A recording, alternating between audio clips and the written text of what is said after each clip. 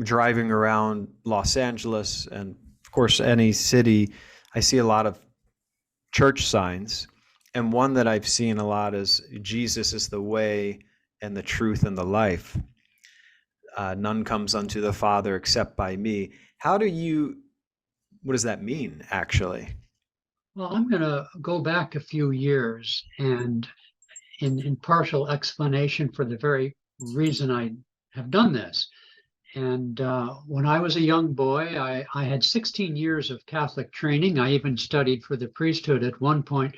But when I was a young boy and they told me in grammar school, in the parochial Catholic grammar school, that the word Catholic meant universal, there was some awakening there. There was some resonance with my maybe purpose in this life, if you want to see it that way. And it was very meaningful to me that it was universal. Now, of course, I later learned that it was rather dogmatic. It wasn't universal. But what I'm saying is that desire for that seeking of universality, which we see in science, and we have a deep impulse in human nature, at least some do, to see the big picture, to see how it all works. Mm-hmm. And so this understanding of Jesus's use of the personal pronoun I, which is mirrored before the life of Jesus many centuries before in the Bhagavad Gita by Lord Krishna. He too would use the personal pronoun, and other great prophets have as well. Yogananda explained something that is potentially transforming to an underlying inspiration. I won't say purpose, but an inspiration for this book, which is however will true Christians ever find their way to a more universal understanding when they are faced with these quotations like you just said, I am the way, the truth, and the light, and no one comes to the Father but through me. Well, I mean, you take that literally, as our Christian friends tend to do, and you're really stuck. So is there a way out of the box? And Yogananda explained something from his tradition that offers a solution.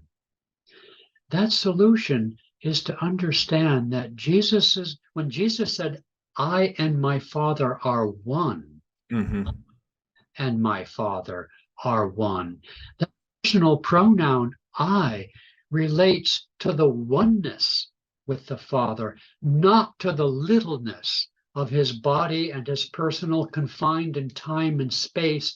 And that deeper, more universal understanding of that I-ness. He said, and Yogananda quoted this so often, and as you and I do, as many as received him, St. John said in the first chapter of his gospel, as many as received him, to them gave he the power to become the sons of God. There it is.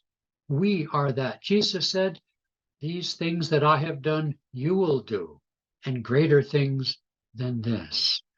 And so the time is coming for a new understanding of who Jesus was. In fact, when Jesus asked his disciples gathered around him, perhaps at the campfire, who do men say I am? That question has dogged Christianity through various heresies and controversies since day one. Who am I? And the answer to that question answers the question, who am I? You see, that is the question. And the East, the Orient, and India specifically, has a solution for us. That I is the consciousness of spirit that is manifest in all creation, in every heart and every atom. And the realization of that I-ness, of that fact made in the image of God, which again is right out of the Old Testament.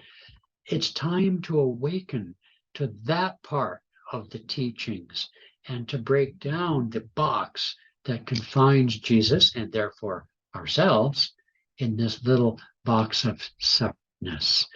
The concept of oneness is the hallmark characteristic of the teachings of ancient India.